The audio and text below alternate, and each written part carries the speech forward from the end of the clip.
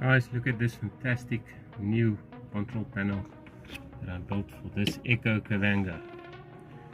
All your DC switches running from your load, your charge running from your car, and your solar and your mains AC charger, and then we have a portable inverter input that you can see what the inverter is running at there.